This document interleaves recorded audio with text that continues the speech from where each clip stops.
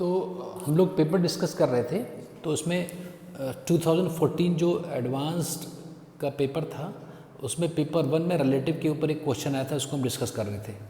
एक एरोप्लेन है, ये एरोप्लेन जो है ना, ये वी वेलोसिटी से इसकी वैल्यू गिवन थी 100√3 मीटर पर सेकंड। इस वेलोसिटी से हॉरिजॉन्टल से 30 डिग्री फॉर्म करता हुआ ये फ्लाई कर रहा है। दूसरा एक एरोप्लेन है जिसकी वेलोसिटी वी है, वो उसकी वैल्यू नहीं पता है, उसका डायरेक्शन पता है सिर्फ कि हॉरिजॉन्टल से 60 डिग्री एंगल पर जा रहा था। जो एक पैसेंजर ए में है जो बी को देखता है, so the passenger on A when sees aeroplane B is coming towards A perpendicular to the line of velocity vector of A, ये गिवन है क्वेश्चन में। तो वी बी ए का मतलब होता है V B vector minus V A vector. तो ये इसका मतलब होता है कि वी बी वेक्टर में जोड़ दो माइनस वी ए वेक्टर को। तो अगर मैं इसको जोड़ने जा रहा हूँ तो वी वेक्टर दिख रहा है और माइनस वी वेक्टर ऐसा होगा, तो इसको इतना पीछे ले जाना है, इतना दूर ले जाना है कि ये इसके परपेंडिकुलर हो जाए ना।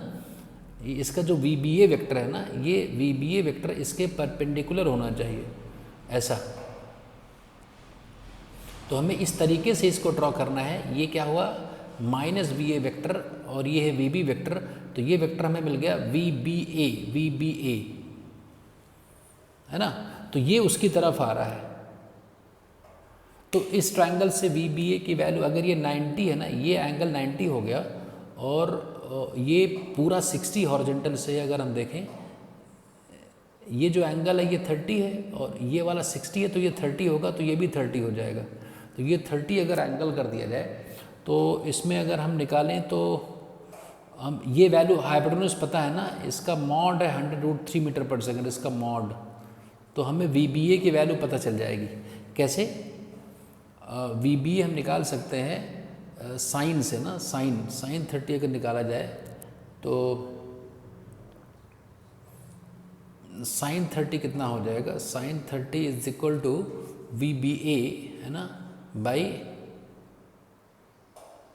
100√3।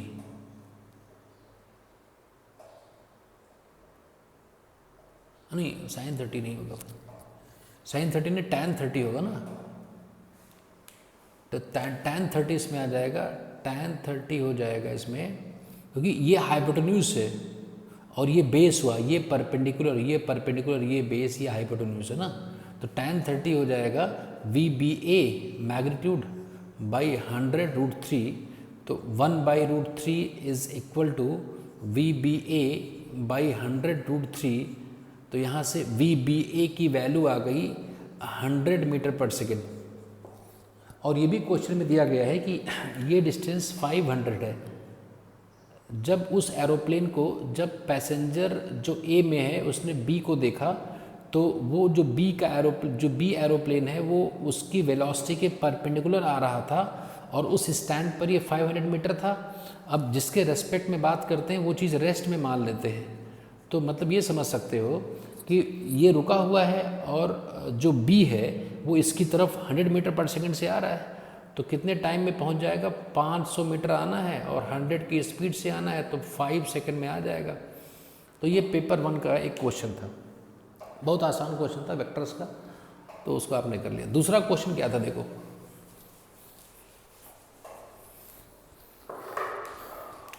पेपर 2 में रिलेटिव का ये तो हो गया। पेपर 2 में जो रिलेटिव का क्वेश्चन था उसमें ये था कि भाई उसमें ये है कि एक रॉकेट है जो स्पेस में मूव कर रहा है, एक रॉकेट है जो स्पेस में मूव कर रहा है और उसका एक्सेलरेशन क्या है, कांस्टेंट है 2 मीटर पर सेकंड स्क्वायर।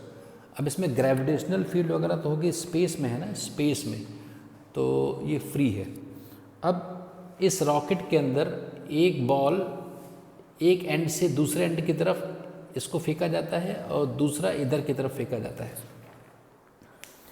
तो इसमें क्या है कि भाई इसकी ये बी बॉल है, इसकी वेलोसिटीज गिवन है, वी बी गिवन है 0.2 मीटर पर सेकेंड और ये इसकी वेलोसिटी गिवन है 0.3 मीटर पर सेकेंड, है ना। तो और दोनों ये जो चैम्बर है इसकी लेंथ 4 मीटर गिवन है स्पेसशिप की। तो हमें सिर्फ ये बताना है कि कितने टाइम में ये दोनों बॉल्स कोलाइड कर जाएंगी। तो एक मैंने काम किया इसमें, जैसे अगर हम अगर मैं इसके अंदर हूँ ना, इस स्पेसशिप के अंदर हूँ, तो मेरा फ्रेम कैसा हुआ, नॉन इनर्शियल हो गया। तो अगर नॉन इनर्शियल है इसका मतलब ये है कि मैं जब भी इन बॉल्स के एफबीटी की बात करूँगा, मोशन की बात करूँगा, तो हमें एक इधर लेफ़्ट की तरफ एक कांस्टेंट फोर्स लगाना पड़ेगा m/a, या ये कहा जाए कि मुझे इन दोनों बॉल्स का जो एक्सेलरेशन मैं कहूँगा, इन दोनों बॉल्स का एक्सेलरेशन स्पेसशिप के रिस्पेक्ट में जो मैं हमेशा कहूँगा वो लेफ़्ट की तरफ होगा और कांस्टेंट होगा -2 मीटर/सेकंड स्क्वायर, ये होगा। तो मैंने एक काम ये सोचा कि क्यों ना एक काम करें कि एक काम ये करते हैं कि इसमें ये जो ऐसे है, ये मैं ग्राउंड पर अगर इसको देख लूँ, मान लो ये ऐसा ही कुछ है ना, मतलब अगर मैं इसको ऐसे इधर की तरफ घुमा दूँ, ये ऊपर की तरफ जा रहा होता मान लो, तो नीचे की तरफ एक एक्सेलरेशन लग रहा है ना, स्पेसशिप को मैं घुमा दूँ अपने कन्वीनियंस के लिए, ये ऊपर जा रहा है, तो मैं अंदर से अगर बात कर रहा हूँ, अगर मैं इसके अंदर से कहीं बात कर रहा हूँ तो इसमें क्या होगा कि 2 मीटर/सेकंड स्क्वायर डाउनवर्ड्स हो जाएगा। तो ये तो अर्थ वाला क्वेश्चन हो गया, बस जी की जगह 2 मान लेते हैं कि ये तो यही केस हो गया कि दो बॉल्स हैं, एक बॉल को ऊपर से, अर्थ की अगर बात की जाए, ऊपर से छोड़ा गया है नीचे की तरफ और एक यहाँ छोड़ा गया एक ही लाइन में। तो ये तो बात ग्राउंड पर, बस जहाँ पर जी था वो जी को रिप्लेस कर दिया मैंने ए से, डाउनवर्ड्स कांस्टेंट आ गया एक्सेलरेशन। तो डाउनवर्ड्स अगर कांस्टेंट एक्सेलरेशन है तो जी की जगह मैं 2 मान लूँ। अब इसके कोलिजन की बात तो हम लोग कर ही चुके हैं। एक बात तो हमें ये पता करना होगा, इसमें ये नहीं गिवन है कि जैसे मान लो रिलेटिव की अगर हम बात करें तो इसके रेस्पेक्ट में ये कितना तेज़ी से नीचे आ रहा है। ये इसकी स्पीड है 0.2 मीटर/सेकंड, ये ए है, ये बी है, और अगर दोनों हवा में मान लिया जाए तो इसकी स्पीड कितनी है 0.3 मीटर/सेकंड। तो यहाँ से हम निकाल सकते हैं कि डिस्प्लेसमेंट कितना होगा, displacement of B with respect to A बराबर UBAT प्लस हाफ ABAT²। तो कितना वो नीचे आ जाए, अगर डिस्प्लेसमेंट की बात करते कितना नीचे आ जाए, मैं मान लिया कि यहीं पर है, कोलिजन यहाँ पर हो रहा है, जस्ट जैसे नीचे जब हिट कर रहा है तो डिस्प्लेसमेंट उसका -4 नीचे आ जाए और ऐड करके वेलोसिटी तो 0.5 आ जाएगा t, और एक्सेलरेशन दोनों का कितना है 2 मीटर/सेकंड है, तो वो कैंसिल हो जाएगा 0, तो t यहाँ से 8 सेकंड आ जाएगा, है ना, नीचे की तरफ। ये UB -0.2 -0.3, तो t आ जाएगा 8 सेकंड।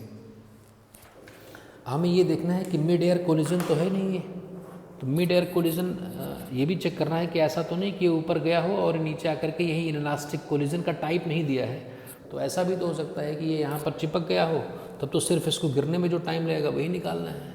जैसे मान लो इनलास्टिक कोलिजन है, तो इनलास्टिक कोलिजन में ये इसका टाइम ऑफ फ्लाइट कितना होगा नीचे वाले का 2 × 0.3/2, तो 0.3 सेकंड में ये तो नीचे आकर के चिपक जाएगा ना। तो नीचे आकर के चिपक जाएगा अगर, तब तो इसको आने में बहुत, भाई सिर्फ इसको हमें नीचे लाना है, उसमें कोई ज़्यादा ज़रूरत ही नहीं है। तो अगर ये चिपक गया है भाई 8 सेकंड के बाद, ये मैथ्स बता रहा है कि 8 सेकंड के बाद कोलिजन होगा, लेकिन पहली बॉल तो 0.3 सेकंड के बाद यहाँ नीचे वापस गिर जाएगी हवा में जाकर के ऐसे। तो जब नीचे गिर जाएगी तो अगर इलास्टिक कोलिजन तो ये चिपक जाएगी, तो ये चिपक जाएगी तो इसकी वेलोसिटी तो कुछ है ही नहीं है, सिर्फ उसी को तो आना है इस पॉइंट तक, मतलब इस बी को, इस चैम्बर को चलने में जो टाइम लगेगा वो हम निकाल लें, है ना। तो उससे क्या होगा, एक आंसर ये भी आ सकता है। तो हमें ये भी देखना पड़ेगा कि तब की सिचुएशन क्या हो जाएगी। तो उसमें फिर क्या करना है, इसको सिर्फ नीचे आने में डिस्प्लेसमेंट कितना है, डिस्प्लेसमेंट है -4 = -0.2t और -12 AT²। इसको सॉल्व कर लें सिर्फ, नहीं समझे। ये तो है कि जैसे उछलता रहे बार बार, अगर हम इसके पॉइंट ऑफ कांटेक्ट हो, ये आंसर तब माना जाएगा जब हमने दोनों का एक्सेलरेशन 2 लिया है, मतलब दोनों हवा में है, तभी तो हम ये इस टर्म को मैंने 0 लिया है। अगर दोनों हवा में नहीं होते तो इस टर्म को 0 नहीं ले पाते हम ना। तो इस टर्म को 0 लेने का मतलब है कि ये कोलाइड बहुत कम टाइम के लिए कोलाइड करते हैं, फिर उछल जा रहे हैं बार बार, ऐसे हो रहा है। तो दोनों हवा में है तब तो ये आंसर आएगा, लेकिन क्वेश्चन में कुछ क्लियरिटी तो है नहीं कि क्या गिवन है, इसलिए हम ये अगर मान लें कि पहली बार गिरा और वो इनलास्टिकली वहीं चिपक गया तो सिर्फ इसको आना है बस इसको टकराने के लिए। तो यहाँ से जब निकालो क्वाड्रेटिक सॉल्व करोगे तो टी की वैल्यू लगभग 1.9 सेकेंड आ जाएगी, दैट इज़ अप्रॉक्सीमेटली 2 सेकेंड।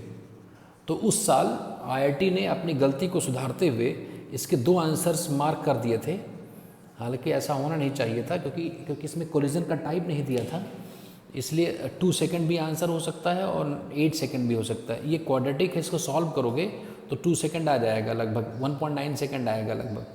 तो ये हमें बात इनको थोड़ा सा इसमें एक कन्फ्यूज़न था और ये इनको यूज़ करना चाहिए, जो IIT के क्वेश्चन में मेंशन करना चाहिए कि भाई नीचे जो बॉल गिरी है वो गिरने के बाद नहीं उछली है दोबारा, तो नहीं उछली है तो इसका मतलब वो चिपक गई है तो ऊपर वाला सिर्फ आना है। और मैंने इस पूरे स्पेसशिप को ऐसे कर दिया तो थोड़ा समझना आसान होगा, क्योंकि हम लोग इस वाले क्वेश्चन को ऊपर बॉल फेंका जाए नीचे बॉल गिरे और दोनों का टक्कर ये तो पढ़ ही चुके हैं अपने आम जो हमारा जो टेक्स्ट जो सिलेबस है उसमें ये क्वेश्चंस तो हम लोग करते ही हैं।